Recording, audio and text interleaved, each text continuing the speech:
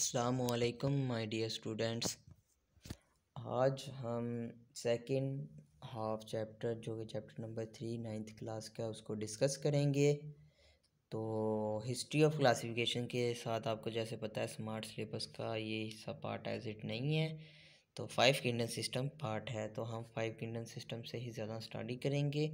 वैसे 2 kingdom 3 kingdom system भी part होता, 4 किंगडम सिस्टम तक हमारे पास आ चुके थे। उसके बाद 5 किंगडम सिस्टम अभी तक मेजर चला आ रहा है और यही चलता जा रहा है। आगे देखिएगा हमारे पास 5 किंगडम सिस्टम आता है। ईच चैप्टर सजेस्ट करता है कि prokaryote describe the bacteria and eukaryote describe the plants. इसने वहाद बंदा था जिसने यूकैरियोट्स और प्रोकैरियोट्स के दरमियान डिफरेंस निकाला। जब इसने ये निकाल लिया तो इसने कहा भाई बेस बीसीबी बेस के ऊपर हम डिवाइड करते हैं, इंट्रोड्यूस करते हैं 5 किंगडम सिस्टम को। तो रॉबर्ट वटेकर ने कहा चलो मैं इस बेस पे 5 किंगडम सिस्टम रिकोगनाइज करता हूँ। उसने फिर क्या बेसिस ली? 2 बेसिस हैं, लेवल ऑफ ऑर्गेनाइजेशन है और मल्टी सेलुलर है, यूनिसेलुलर है, यूकैरियोट है, प्रोकैरियोट है। और दूसरा principal mode of action photosynthesis, absorption and injection थी।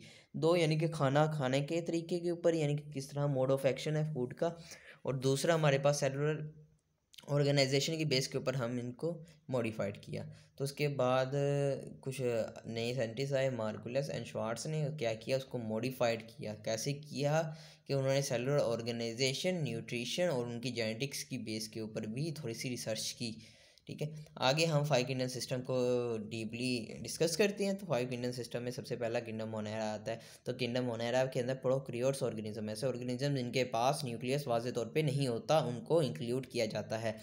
सम type of the chain cluster colonies, इनके अंदर कुछ ऑर्गेनिज्म क्लस्टर बनाते हैं, कुछ चेन, कुछ कॉलोनीज बना देते हैं। प्रोकैरियोट सेल रेडली है डिफरेंट फ्रॉम यूकैरियोटिक सेल, क्योंकि उनके पास हाइपरट्रॉफिक और ठीक है मोस्ट ऑफ द हाइड्रोट्रॉफिक कुछ यानी कि बहुत ज़्यादा ऑर्गेनिज्म किंगडम मोनेरा के हाइड्रोट्रॉफिक, वो बाहर से न्यूट्रिएंट लेते हैं, अपनी गुज़ार नहीं बनाते। लेकिन कुछ फोटोसिंथेटिक होते हैं जैसे कि बैक्टीरियम, उसके बाद क्लोरोफिल होता है, लेकिन वो प्लास्टिड के अंदर नहीं होता बेटा, वो अलग से होता है, यानी कि वो साइटोप्लाज्म के अंदर होता है, प्लास्टिक के अंदर नहीं होता। वो जो फोटोसिंथेसिस करती थी, इसकी सिंथेसिस साइटोप्लाज्म में होगी। ठीक है, within the this kingdom they are 2 different kinds of organism, जैसे कि सियानोबैक्टीरिया जो फोटोसिंथेटिक है और बैक्टीरिया जो कि हमारे पास हाइड्रोट्रॉफिक है।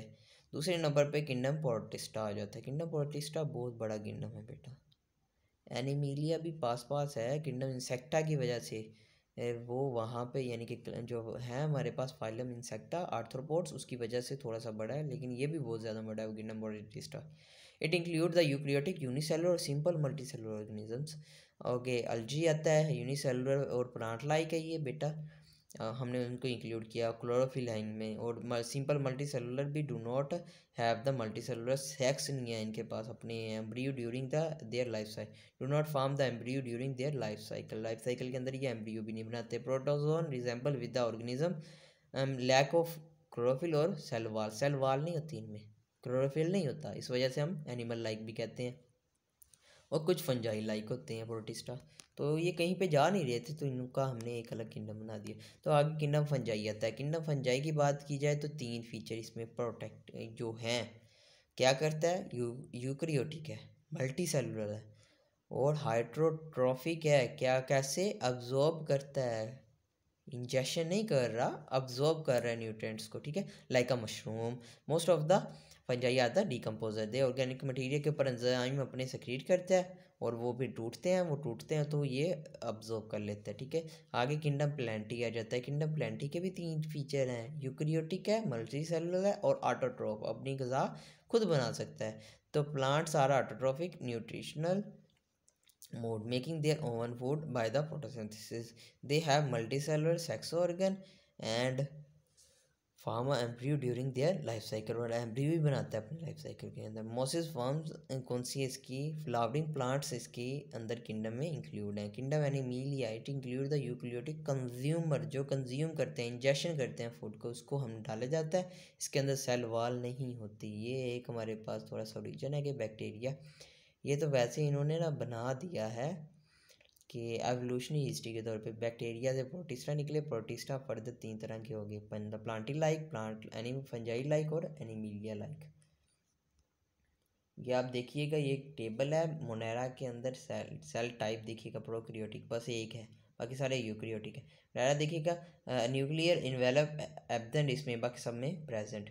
सेल वॉल देखिएगा, इसके अंदर होती भी है नहीं भी होती है, इसके अंदर प्रोटिस्टा के अंदर होती भी है नहीं भी होती, फंजाई के अंदर काइटिन की होती है, प्लांटी के अंदर सेलुलोज की, और एनिमीलिया के अंदर होती ही नहीं है। मोड ऑफ न्यूट्रिशन देखिएगा, मोनेरा ऑटोट्रॉफ भी है, हाइड्रोट्रॉफ भी है, प्रोटिस्टा बोथ हैं। उसके बाद फंजाई अब्जॉर्ब करता है, अब्जॉर्प्टिक हाइड्रोट्रोफिक है, हेट्रोट्रोफिक है, और प्लांटिया ऑटोट्रोफ है, और जो हमारे पास एनिमीलिया इंजेक्शन करता है, ठीक है। और आगे मल्टी सेलुलरिटी एब्सेंट फर्स्ट में, बाकी सब में एब्सेंट, प्रोटिस्टा में एब्सेंट भी है प्रेजेंट भी है, फंजाई प्लांटिया और सब में प्रेजेंट है। लेकिन फंजाई में एक एक्सेप्शन है, यीस्ट की, यीस्ट यूनिसेलुलर होता है, ठीक है ना। मैंने इसलिए लिखा है मोस्ट फॉर्म, यीस्ट की बात आ जाए फिर नहीं। Status of virus is not include. Binomial nomenclature, नाम रखने के तरीके को बाइनोमियल नोमेनक्लेचर कहते हैं, ठीक है। Binomial nomenclature is the method to scientific name of the organism. इसके अंदर कैसे रखते हैं, scientific name consist of two name, genus name and second one is the species name. जो आगे उसके कुछ रूल्स हैं, अब देखिएगा रूल्स एंड रेगुलेशन के अंदर हम सबसे पहले देखते हैं it rules the universal adopt suggestion and documentation of scientific names. Scientific names are usually printed in italics, italics में लिखते हैं हम, ये पहला रूल है, ठीक है। सच एज होमोसेपियन, यानी कि ह्यूमन का नाम, कुछ साइंटिफिक नेम इसमें लिखे हुए याद करने, एमसीक्यूज के तौर पे भी आते हैं। जैसे कि ऊपर आपने देखा कि पी का लिखा हुआ था, ह्यूमन का यहाँ पे भी लिखा है, नीचे 2-3 हो रहेंगे। When the hard writing they are underline, जब हम हाथ से लिखते हैं तो इसको अंडरलाइन कर देते हैं।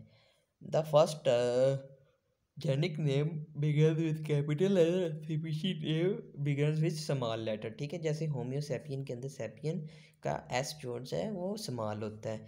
The specific name of the general writing is a full then the first used. The scientific name is generally written in the full and first used, यानी कि जो हम साइंटिफिक नेम लिखते हैं, जैसे होमो होमो हमने पहले लिखा है तो पहली बार में फर्स्ट, लेकिन अगर एक आर्टिकल लिख रहे हैं उसमें बोल एग्जाम्पल 25 बार होमोसेपियन लिखना था, फिर अगली बार हम एच सेपियन लिख देते हैं। जैसे पहली बार एक्सटीरिया कुलाई यानी बैक्टीरिया का नाम है, तो दूसरी बार ई कुलाई लिख देते हैं, बस सिंपल काम खत्म।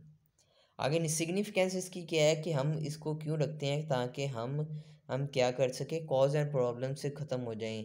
क्योंकि हम अगर देखे जाए तो पंजाबी में कहाँ कहते हैं, अगर हम नॉर्दर्न में चले जाएं तो अगर उर्दू बोलने वाले हों तो कौवा कहते हैं, और अगर अंग्रेज़ी बोलने वाले हों तो क्रो कहते हैं। बाकी भी डिफरेंट लैंग्वेज में डिफरेंट वो होती होगी वह नेम्स। इसलिए हमने क्या किया, हमने सब में कॉमन करके एक साइंटिफिक नेम रख दिया, और हर जगह बायोलॉजी जहाँ पे यूज़ की जाएगी वहाँ पे वही नाम लिया जाएगा, ठीक है। आगे research common name is many problems, different regions have different name. जैसे कि प्याज, उर्दू प्याज कहते, पंजाबी में हम कहते हैं गंडा, बेसल बेसल हम दूसरी लैंग्वेजेस में कहते हैं, इन अदर कंट्रीज़ के अंदर उनके अलग नाम है।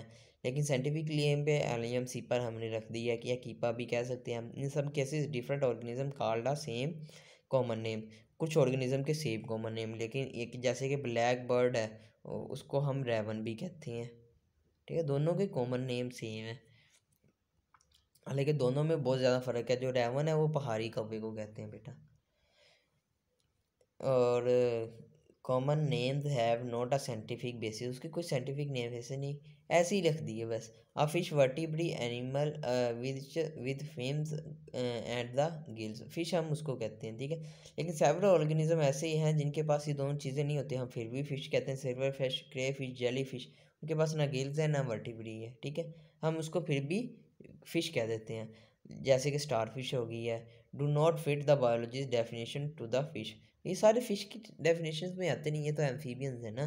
To avoid their and confusion organism given their scientific names by using the binomial nomenclature, the value of this due to when separate use and the stability of its name. Binomial nomenclature, every species can be unembarrassedly identify with just 2 words के साथ हम identify कर लेते हैं, ठीक है।